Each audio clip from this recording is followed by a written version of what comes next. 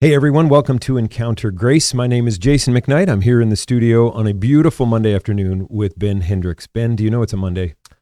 That's what I've heard. And the weather in this room is delightful. It never changes in this room, I'm just telling you. But we're glad you're with us here on Encounter Grace, where we want to help thinking Christians think clearly. And let's see how we can think clearly today about the very thing we're doing, Ben. We're producing content. How can we help people think better, think clearly, engage, and navigate all the content that's out there? Well, I mean, I think we're kind of doing this probably for ourselves, because the people who are listening, they clearly know exactly how to sift good and bad content. Just unsubscribe all the other podcasts. Yeah, I just don't know why they've sifted to us. But yeah, absolutely. As thinking Christians, we are people who have to deal with content all the time. And so, Jason, I'll let you answer it, and I'll add to however I can. Before we can kind of talk about how do we handle content, we have to talk a little bit about what in the world is content. I mean, we have we've heard all the phrases of being content consumers, and there's so much content in the world. What exactly are we talking about? How would you define content? I mean, what do you think about this? And I'm working this through on the air. They say you should never do that while we're rolling. It feels to me like when we talk about content, we're talking about things that we are putting in front of our eyes. So that it could be the TV screen, it could be the handheld screen, it could be a book or a magazine, or if anyone still gets a newspaper. But I would say that's all content. Yeah. Things that we are giving our attention to through our eyes generally. If you and I are sitting in a room together conversing, though I am seeing you, we're in each other's presence. And so I wouldn't say I'm consuming content by talking to you. I would say I'm engaging. But if I'm looking through my eyes at a YouTube video or whatever, watching this and seeing this podcast, then I think that's content. Now, I backed myself into saying, and probably sometimes also your ears, because even music and audible podcasts and audiobooks, I think are content. Yeah. I mean, I love that this kind of really, if to go maybe even a bit broader, and we can debate this already right after the beginning, like, I think a kind of a helpful working at some point is any information, material or media that is produced to convey ideas at some point. And we're going to get to it, but there's several ways that can do that, from all the way from information on a spectrum to entertainment. And then kind of in the middle of that infotainment that's, we're never quite sure what to do. Do I take this literally? Do I just laugh at it? What do I do? And we'll get there in a minute.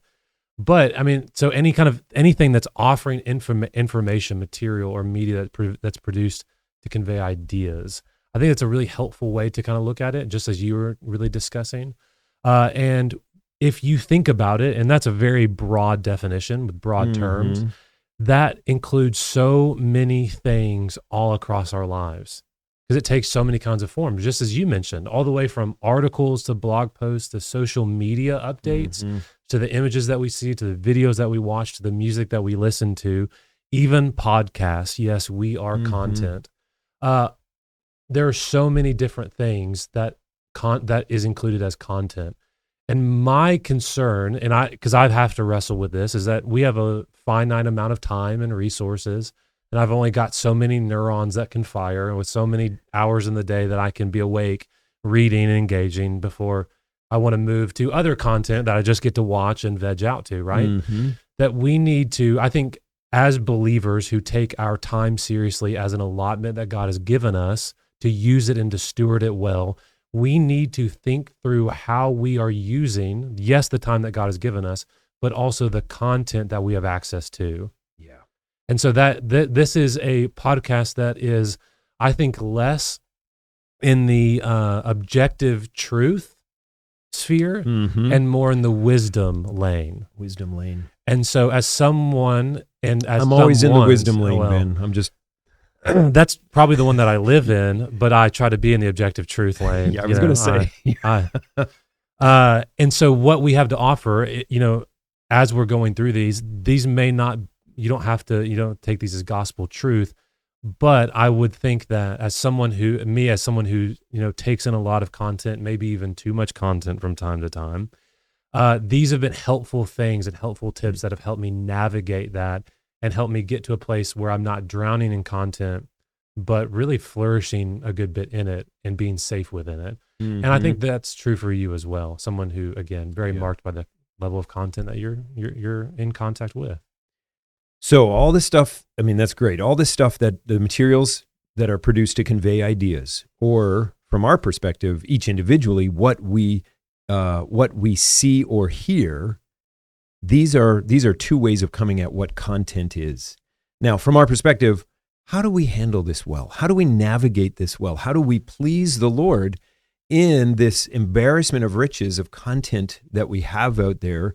And I have really appreciated, I mean, you kind of sent me this outline maybe a month ago, and I thought, boy, there's some really, like 5 helpful hints or hooks to hang your hat on how do I navigate what my eyes are seeing or what my ears are listening to, AKA the content in front of me. Yeah. So let's talk about them. Yeah. So to start off, number one, and again, I'd love for you to be able to kind of go back and forth on some of this, because you're surfing the same web that I'm surfing on. And I would say my Instagram is much cooler than yours, of course. So here's the very first one is beware. It's a warning. Beware the attention economy.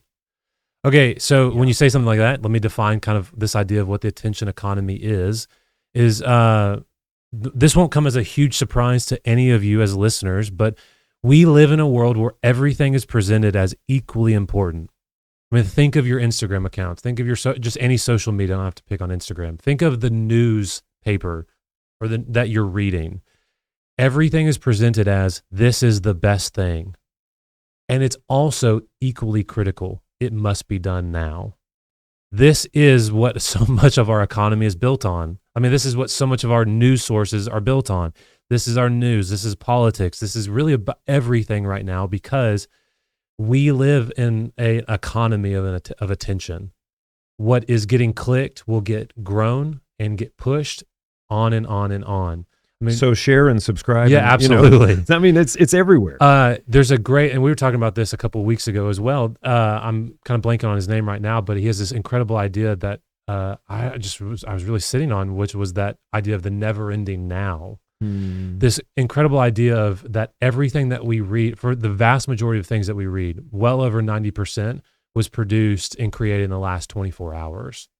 And so it's this idea of so much of the things that we're reading have been produced recently and is also pushing you to something that's critical and needs you to act right now. And you're saying we as a culture, not we as Absolutely. each individual. Yeah. But so much, isn't that crazy? And so there's an attention economy because everything is pushing itself to the fore, because that's how you gain viewers, or that's how you increase your footprint as a producer. And the fact is, like you said earlier, each one of us only has a limited amount of attention because we only have a finite amount of time. Yeah. So they're pushing, or others or whatever is pushing into my attention sphere, let's say. And this is called the attention econoy. Yeah. And did you make that up, by the way? I did, for the purposes of at least this. I'm sure somebody came up with it before me, but in the past 24 hours. Well, yeah. If you accidentally rip it off somebody, then it doesn't count as plagiarism, right? Yeah. Okay, so and here's one of the problems with this is that we have to navigate a world that is selling us everything is important with limited time, ability, opportunity, just as you were saying.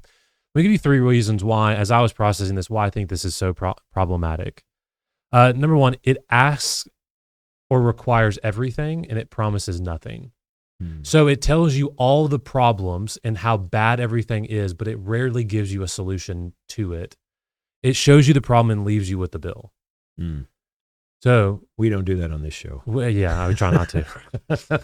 Yeah, a lot of it out there does. Yep. And so because of that, guess what? It's also depressing. Mm-hmm. There's a reason why I think if you ever go back to a lot of the studies that were done by Jonathan Haidt, also by Gene Twenge in iGen, like the books that we've recently done, but also have done way back, there's a direct correlation between the amount of time that people spend on social media and the level of depression that they have. Mm-hmm. Again, that doesn't have to be, causation, but there's a very strong correlation for sure.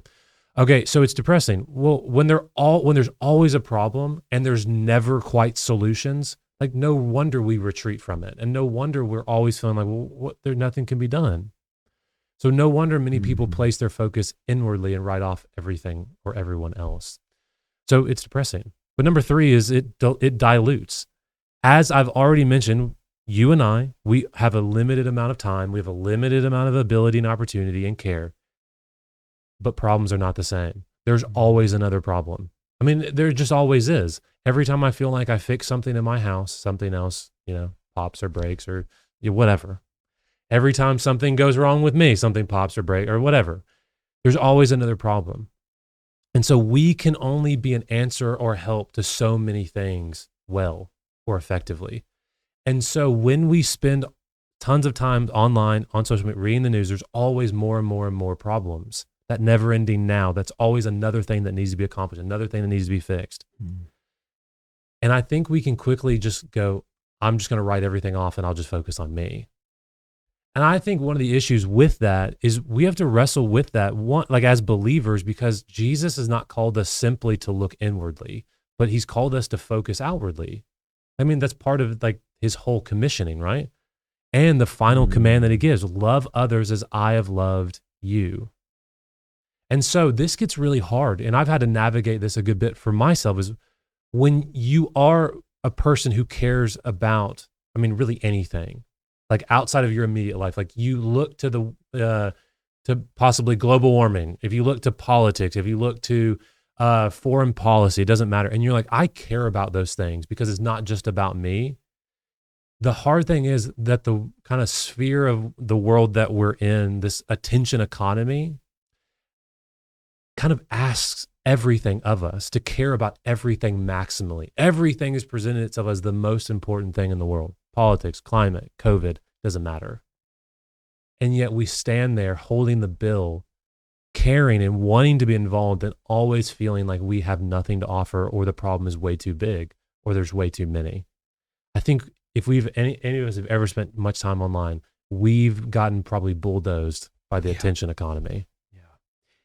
And like we said in the last episode, we need to hold in tension God's command to seek the welfare of the city that I put you in, and to long for the city whose builder is God, like Abraham did, Hebrews 11. So I think both of those help us here, because now I can care about the politics or the climate change or the whatever, but I don't have to care maximally like I'm being demanded by the sources, let's say, just because they're pulling us in, because that's called the attention economy. Yeah. That's very good. That's very good. So first of all, even just to know that we're being pressed into giving all of our attention and yet we can't, that's just helpful, because now I can that's the first step of detaching yourself from the Fox News app or whatever. You're just able to say, okay, well, I'm not going to give it all my attention.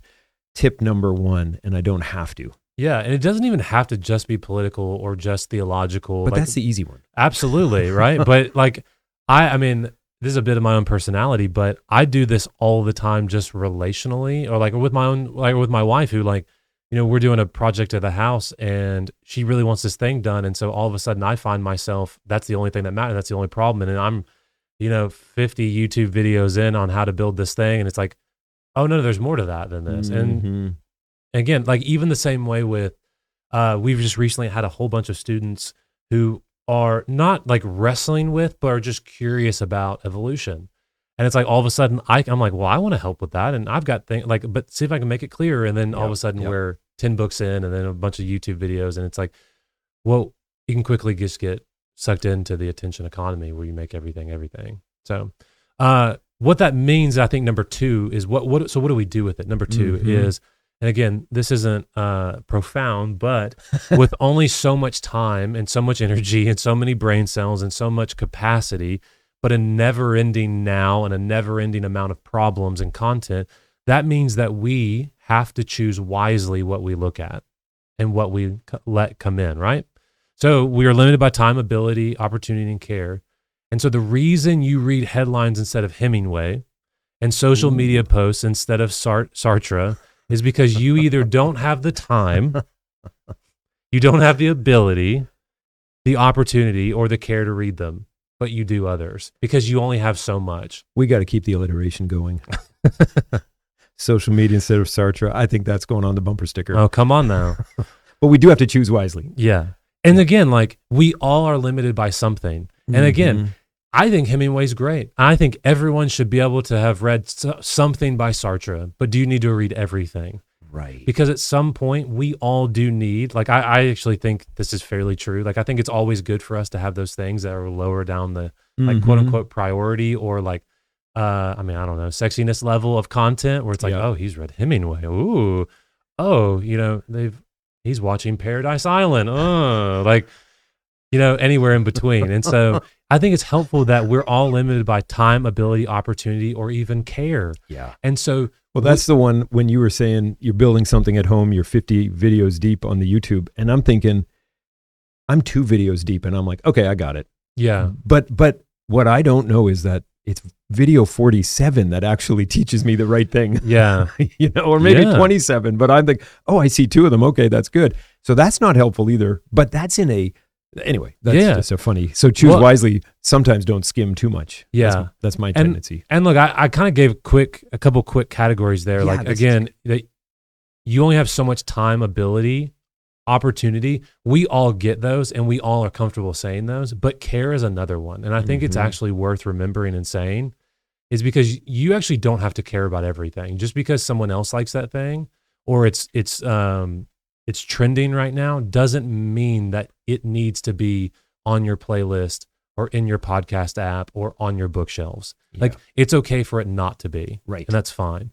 Right. And so because we have limited resources and we are as believers taking the world seriously and wanting for the welfare of the city and welfare of the people around us, we're taking in content. Let me give you I love this. Just 5 quick ways to make sure you check CHECK your content. I've really gotten into acronyms lately. You are. You've been 50 videos deep on acronyms. I make fun of acronyms all the time. So the Lord I like these though. This is good. So 5 things. You should see how many acronyms I pulled out of this though, everybody. No, I'm kidding. I'm just kidding. Everything's an acronym. Starts with E, everything. Anyway, so check CHECK your content. So the very first one, C, is for care.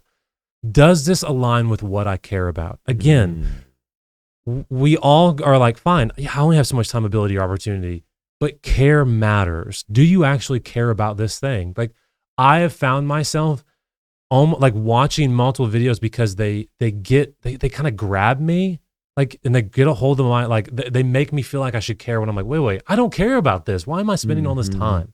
So the first thing in checking your content, do you actually care? Does this content align with what I care about? And that's why trivia isn't the same for everyone. Because if you don't care about it, but I do, it could be trivial to you, but important to me. And it's good to know that. Yeah. All right, C. So this is heart. And then H, heart. Sorry. Oh, sorry. Yeah. H, heart. I got my letters confused. CC. So CH. H is heart. Does this content help me grow spiritually or emotionally?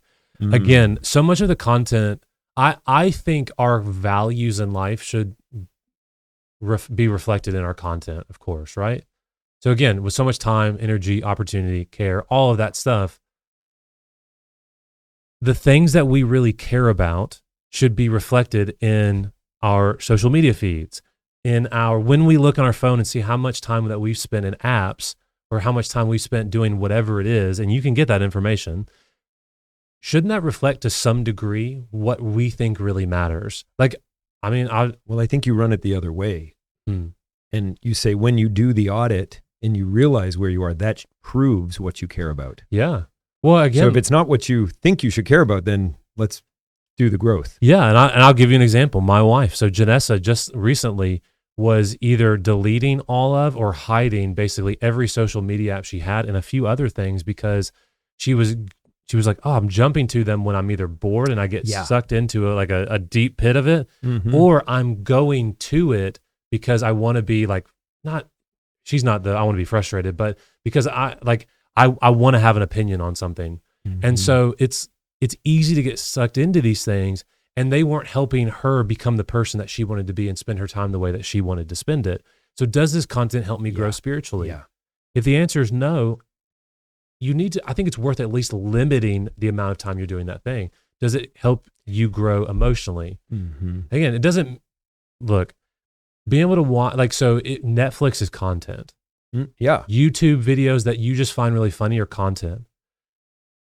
Emotional health is a good thing, and that can mean laughing, and that's a really good thing. And I think every one of us needs it. Everybody's had a bad day, and they've been sent that video on Instagram or Facebook or whatever it was, and it kind of made your day, and you got in touch with that person again. It just probably doesn't need to be 3 hours a day every day that we're scrolling through memes. NFL on Sunday, that's content. Yeah. If it's all afternoon. College football on Well, I like Saturday. those, Jason. I'm just saying they're content. Chill, They're right there. Yeah.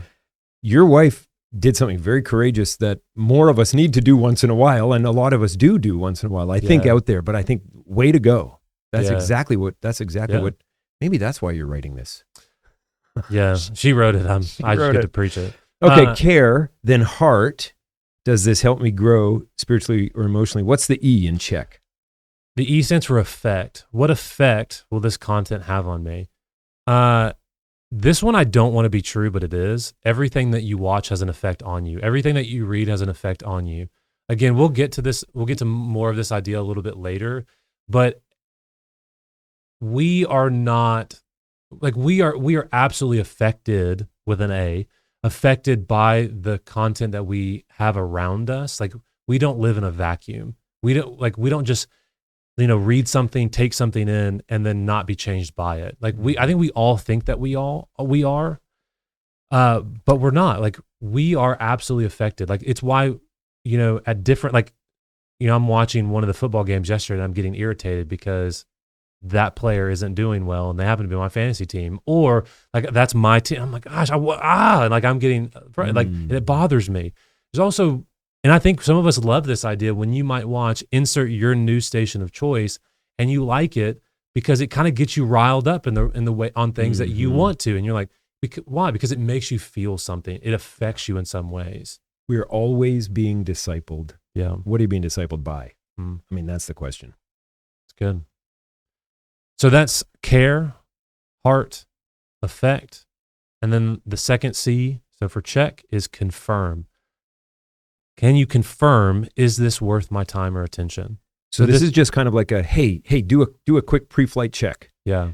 Confirm for me, is this worth your time? I like that. Yeah, just step out of the moment and say, is this worth it? Well, I think we should always assess everything that's taking our time, right? I feel like we as a society, especially as Americans, right? We're always talking about how busy we are. It's almost like a badge of honor. And yet, if you ever look at the stats, the amount of time that the average person spends on social media or just consuming content, if you think about when we go back to the Haidt's book, Anxious Generation, the amount of hours that kids or students are spending on computers or on devices outside of school is in the 8 hours. It's like 8.5 hours or something wild, I think. That's amazing. And no wonder we're busy. It's we have a full-time job of content consumption. Mm-hmm. And so I think we always need to be willing to add more to certain places or to cut other things out in other places. We need to always be willing to assess and to audit. Is this actually can you confirm, is this worth my time or attention? If it is, great. It might be worth doubling down on. Is it not? It might be worth completely cutting out. And some of us, like my wife, have the guts to do that. Yeah, that's and right. And some like me, I'm like, it's all good. 50 YouTube videos deep on a construction project. But man, it's a glorious looking entryway bench.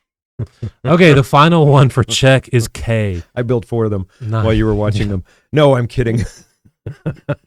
So the final one is K, which stands for knowledge.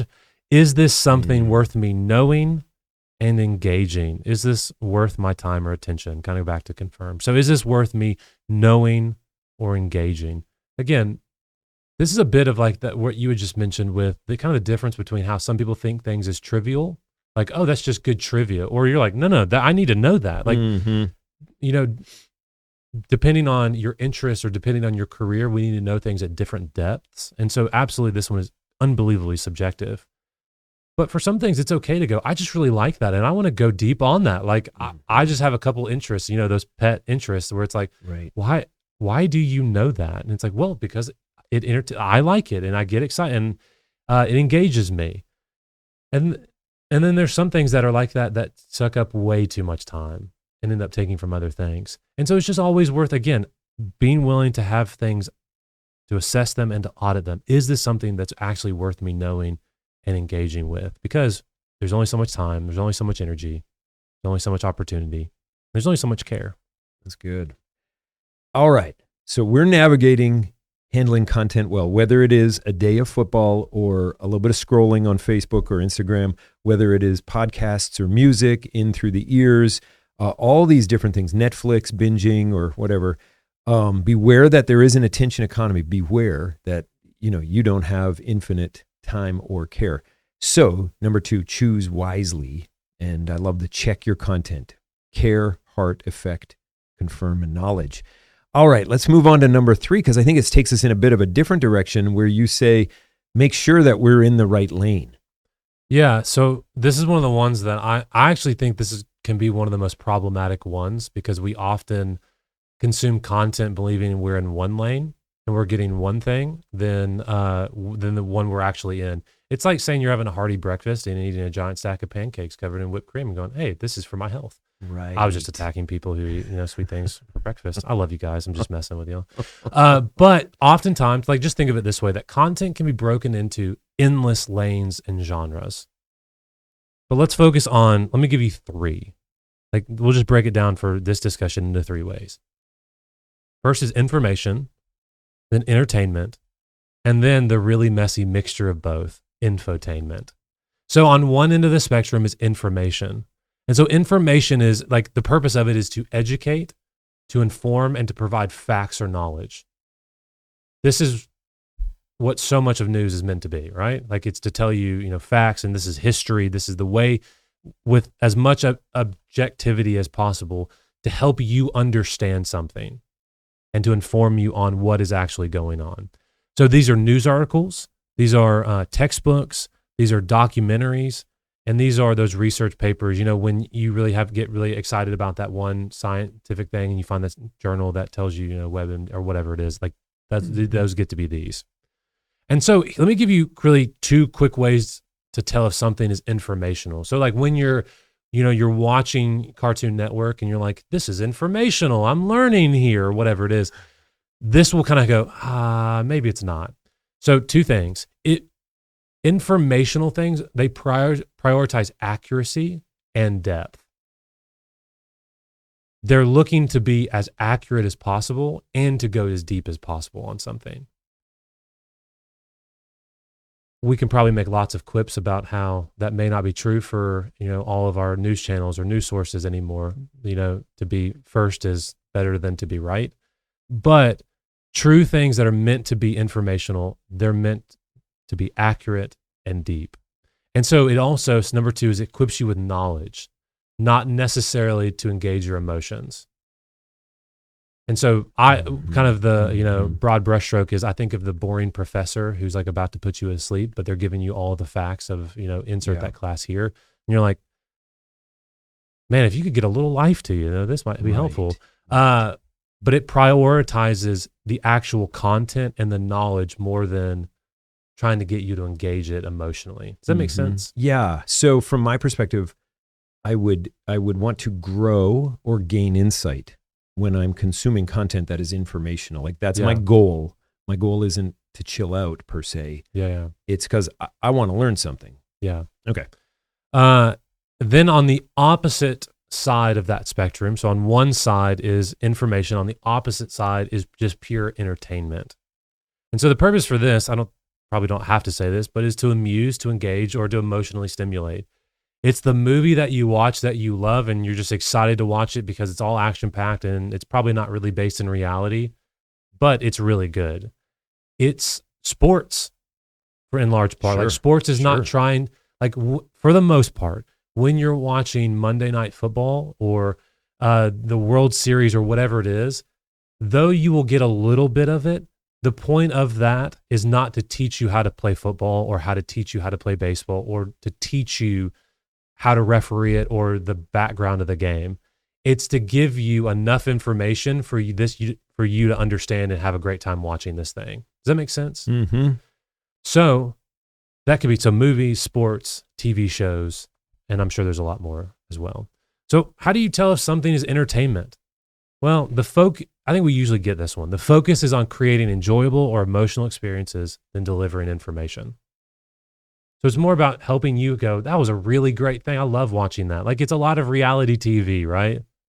Even though it often kind of wants to give you some little quips and little views in on how life works, it's really about entertainment. It's not about information. So on one side, information. On the opposite side, entertainment. Here's where I think things get messy and tricky. In the middle is infotainment. The weird mixture of the places that are trying to give us information and to also entertain us at the same time. And why that gets really tricky is because oftentimes you have to give up a little bit of each to be able to hold both together. And so the purpose of it is to engage in order to inform.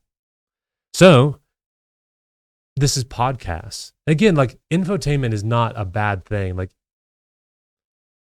everybody wants to be able to communicate effectively and well. Like, right. I want to entertain to a point, and I want people to want to listen when I communicate and I preach. And right now, I don't want to just be super boring. But when you're holding these from a kind of macro level of like, oh, what's our job here? Do we want to give healthy and good information primarily, or do we want to, let everybody leave here with a smile every time? Like, we have to balance those. And in infotainment, oftentimes it's less of a pure balancing and more of a, how do we cut off parts of each to create one Frankenstein version of it? And so this would be podcasts a lot of times. This is a lot of YouTube shorts. These are talk shows and certain news channels, let the reader understand. These are oftentimes some documentaries as well. And I actually think there's a lot of cartoons. Where does Calvin and Hobbes go? The little boy and the tiger who has great political opinions. It's like, I don't know. They want to entertain, but they also want to inform. And so part of why I think this is a helpful way to look at this is a lot of things in our day now fall into infotainment, that they pitch themselves as information, but they kind of are really worried about entertainment. Because they want to keep the views and gain the views. I mean, the point of an infotainment thing is that you're giving just enough content or just enough information, but you may be dressing it up, you may be squeezing it, you may be altering it because you want that viral. Yeah. When you're willing to say half truths just for a pithy statement or a infuriating statement that'll get clicks, that's where this becomes very problematic. And that's why I don't watch news shows like news, MSNBC, CNN, Fox News. I just don't watch them because they are infotainment. Yeah. They do give a little bit of news, but they dress it up and they're going for viewers. Why? Because then they can get advertisers so that then they can make money. Yeah. And that's why I'm like, I would just rather get my news in a written form through a news app or something, which isn't in a visual form where they're trying to keep me ginned up about it. Yeah. Let's just say.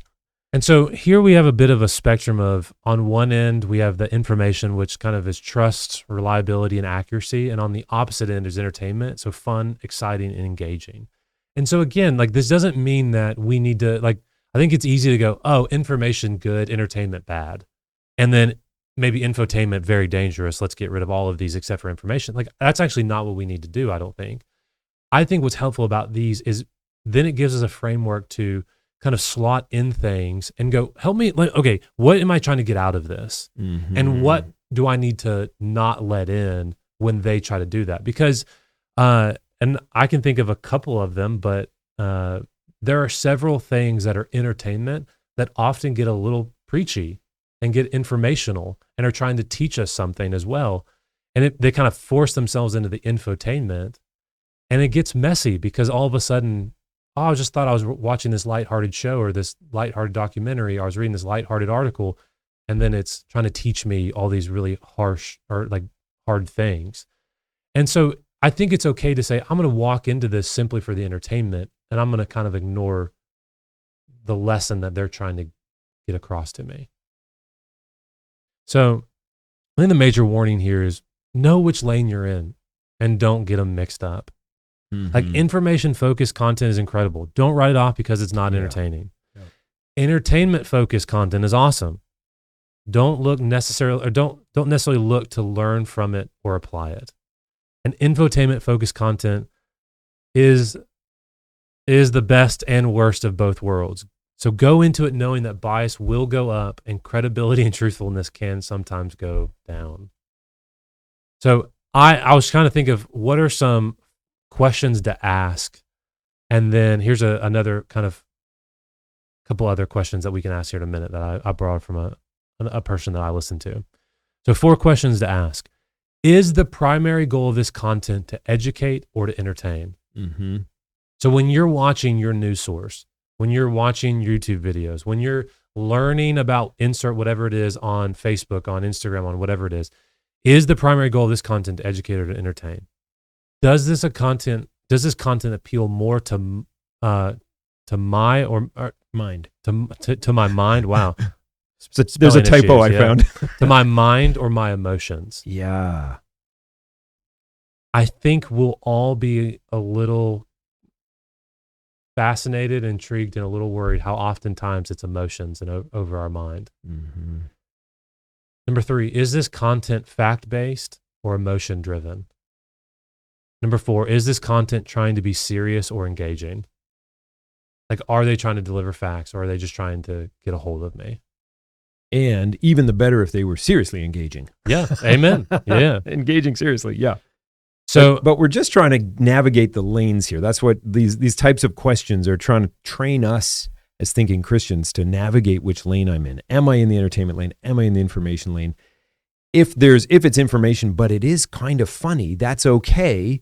If I'm in the entertainment lane, but it's also giving me something that I'm chewing on, that's also okay.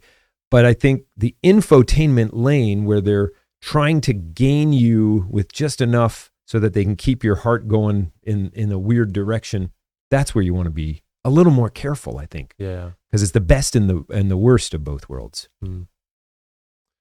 So make sure you're in the right lane. yeah. All All right. Make sure you know what lane you're in. Yeah. How about we jump to number 4? Excellent. So number 4 is enjoy, don't consume.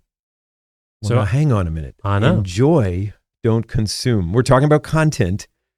All right, come on now. Well, I like this I think one. I wrote this looking at myself in the mirror. So if anybody else feels this, feel free to message out and say that this is true for you. But I have found this to be absolutely true for me and true for many other people who take growth as a very important part of who they are.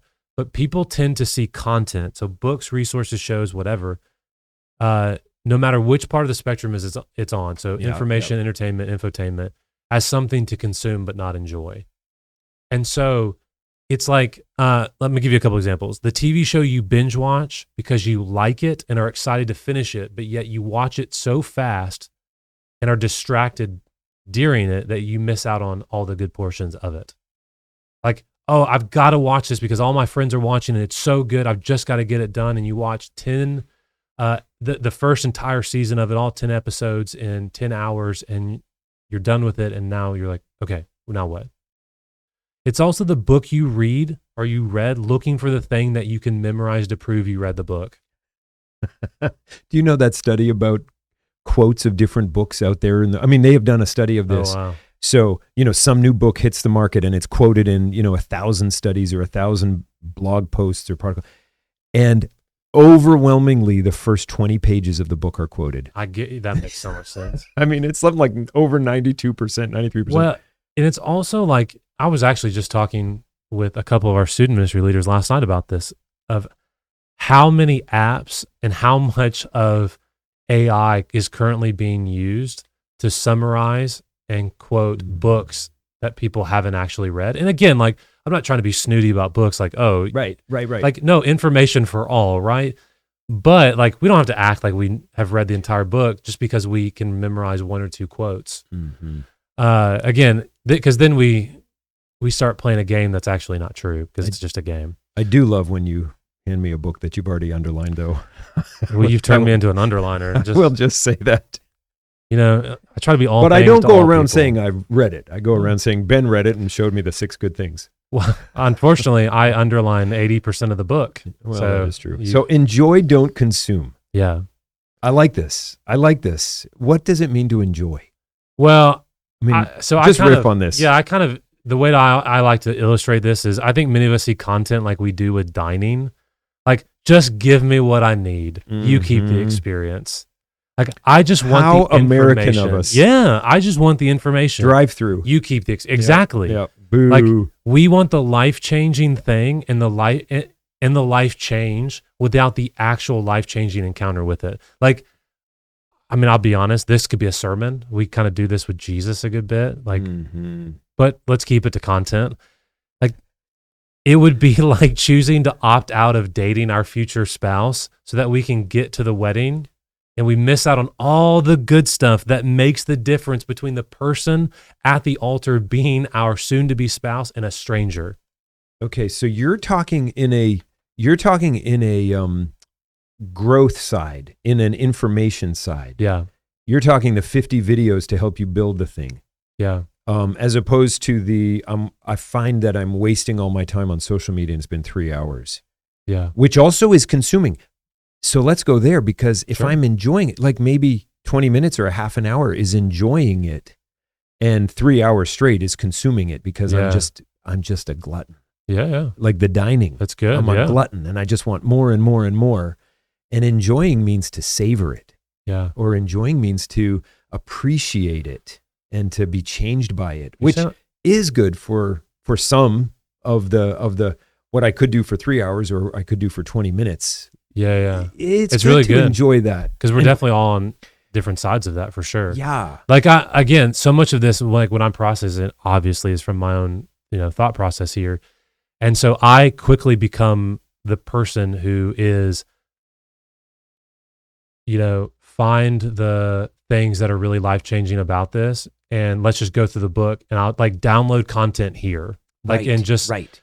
and it's like, the problem with that is so much of like, even when we're not talking about non-spiritual books, like reading The Hobbit, like, or whatever book it is, like a level of formation that you can have simply by slowly going the 200 pages, the 400 pages, whatever it is, like that's where the book, like when people talk about books and they're like, that was a life-changing book. It probably wasn't that incredible of a book, but it was the opportunity for that to happen, for that life change to actually happen. Like it started the fire, it set it off. And I'm sure there's a lot of really good in it. That's good.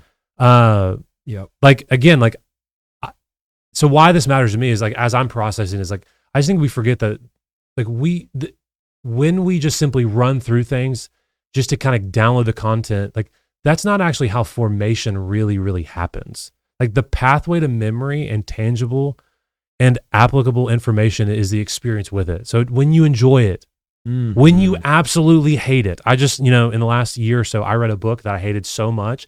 I have it ingrained in my head. Like I can talk about every chapter because I was like, no, this is so bad. Oh, I'm dying to know what that is. And then to be affected by it. Like one of the kind of stories that I like to tell with this is like, it's like how I can remember every single detail about when I went to Ruth's Chris with my grandma. Like when I was, 16 and she took me to this really fancy steak place and I remember exactly what I ordered. I remember the menu. I remember how the shrimp cocktail tasted. I remember every little bit of it. But I don't remember a single time, any of the details about all those times that I've stopped at McDonald's. Like one, you experience it and you enjoy it. Yeah. The other one, you really do just consume it. Like we savor one, we consume the other. That's good. It's also why I remember when I was in my 3rd grade class and I read out the 6th chapter of The Hobbit out of the frying pan and into the fire. This incredible place where Bilbo escapes the goblins and bests Gollum and riddles and escapes with the ring and then immediately is chased. Like I remember in 3rd grade, I was in the story. I was running right next to Bilbo. Like I savored it. It's also why I remember right where I was when I was sitting when I first read C.S. Lewis's book, The Great Divorce, and I read his life-changing idea on hell. He talks about it's the absence of God, and hell is this self-inflicted misery. Like, I remember, because it was like I was wrestling with it. I'd loved ones, and I had to wrestle through it through the book. Like, I savored it. It just wasn't here's a quick quote. Yeah. That I can offer off to people from here.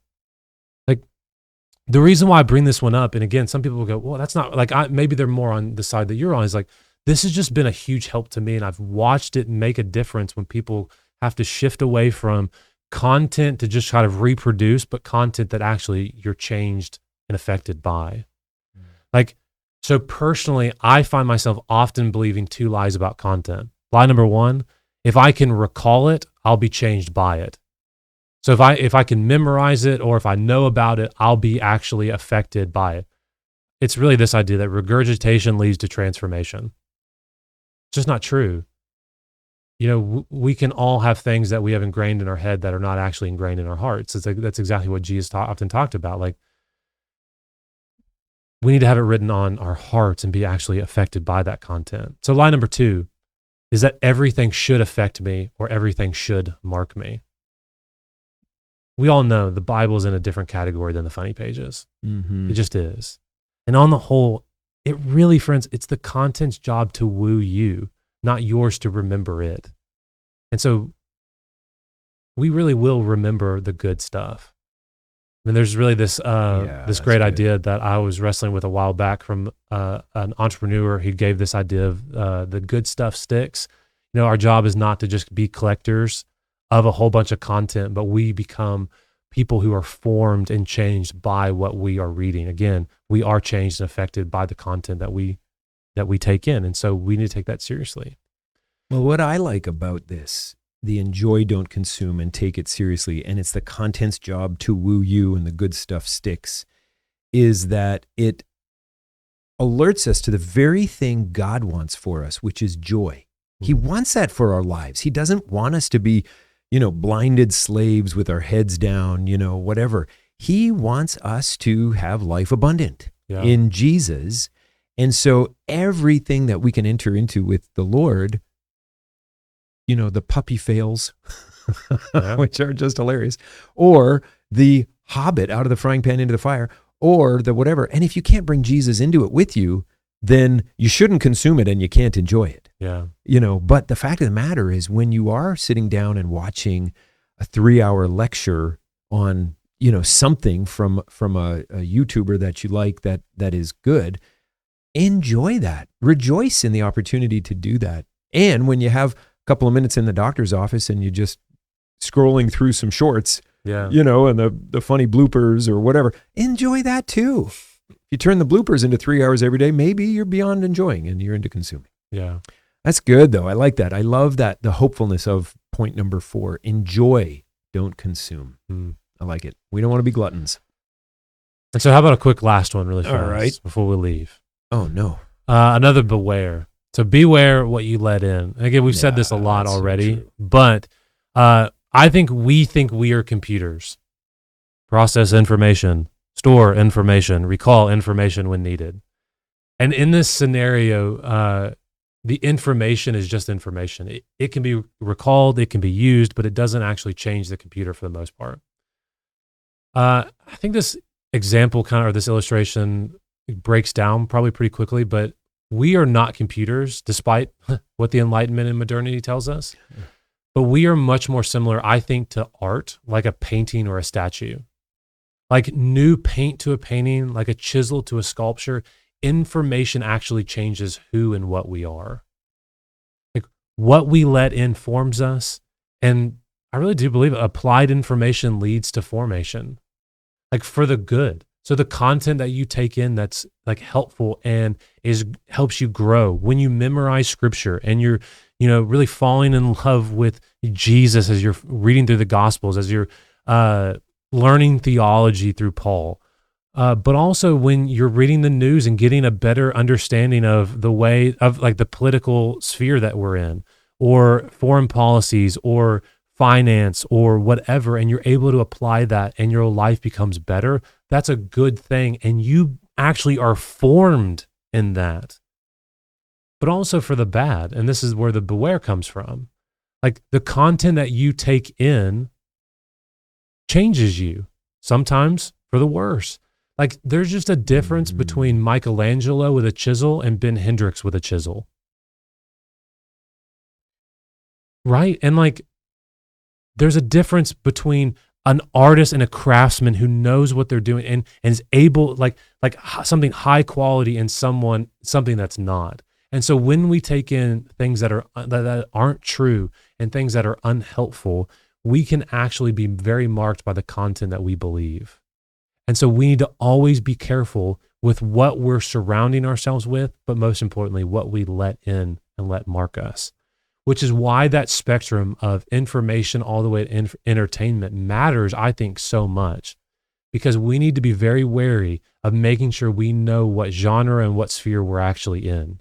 Because when we are in entertainment, if we're sitting there with our learning cap on and we're taking notes on what South Park thinks of the world, we might need to be a little careful or insert whatever the show is there or the news source is there.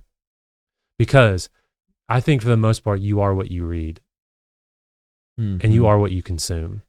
So let me give you three. We're always being discipled, Yep. like we said before. And I need to remember that all the time. Everything is out to disciple me. Let me give you three really fast C's to consider. 3 C's to help you beware what you let in. So C number 1 is content. Is what I'm consuming aligned to my values? Again, I think everything that we consume should be connected to what we think or what matters most to us. And everything we enjoy. Yep. It's good. Enjoy, don't consume. And so the second C is character. How is this content shaping my character, thoughts, and emotions? I love a question that forces me into thinking, hey, what I'm doing has consequences, good and bad. And so every bit of content is shaping you and shaping your character, the way that you think and the emotions that you have. Like, my wife knows when I've been looking at certain bits of news sources or certain things because of the attitude that I have or the emotions. You're a little edgier. Sometimes. Because the content is shaping me. And I need to be careful of that because, and again, I've said this already, but I'll just be open. Like, I really do often think that I'm above it. I'm not. And none of us are. And then the third C is consistency. How regularly am I consuming this? Is this forming me over time? Yeah. Again, everything's fine in moderation, right? But when that infotainment news source becomes your only news source, we might have a problem. When those social media influencers are the ways that you understand, the FDA, the way that you understand working out, if you understand politics or finances or whatever it is, we might have a problem when that's the only well that we're pulling water from. We just need to be careful when we're only getting it from the same place and we're regularly consuming and drinking from it. And the great news is there's so much good content out there. Yeah. So we're not saying we all need to be Amish. It's true. Yeah. We're saying find the good content to enjoy that you can enjoy with the Lord, and then in the proper response to your day and your responsibilities and your relationships in front of you. Well, Ben, this is very good. The attention economy. We got to know that it's out there. We got to be aware of that. So we need to choose wisely. We have to remember there are lanes for what we are looking at and listening to. And so think about them, and we can enjoy them. No, not just consume them. And then beware what you let in, the fifth one. Beware what you let in. We're like art, and we are changed by every little bit of chisel that comes our way. I think Jesus said it, the eye is the light of the soul. And so what we're letting in our eyes, or in our ears, what we are consuming, what we are enjoying, what we are not enjoying but watching anyway, these things matter. One of the little things that I've done in my life is, and I'm not saying this is for everyone, and I'm certainly not trying to brag, but I'm just trying to say what is a practical right now thing is when we wake up in the morning and the coffee is made, that's right there, it goes off. And so we wake up in the coffee, and I take my coffee and I take my Bible and journal, and I don't look at my phone, but I plug it in, and I just don't look at the screen. I plug it in, I turn it down over, and it's in the kitchen, and I'm over in the red room with my coffee, keep me awake. And then I open the Bible, and I let the first content of my day be, the life of David, or maybe I'm with Moses, or I'm in the Acts of the Apostles, or something. And I'm not saying it's just more spiritual or anything, but it is just for my heart, my mind. I love news. I'm a news junkie. I love politics. I love all that other stuff. But before I start any of that, and I also love, the puppy fail videos.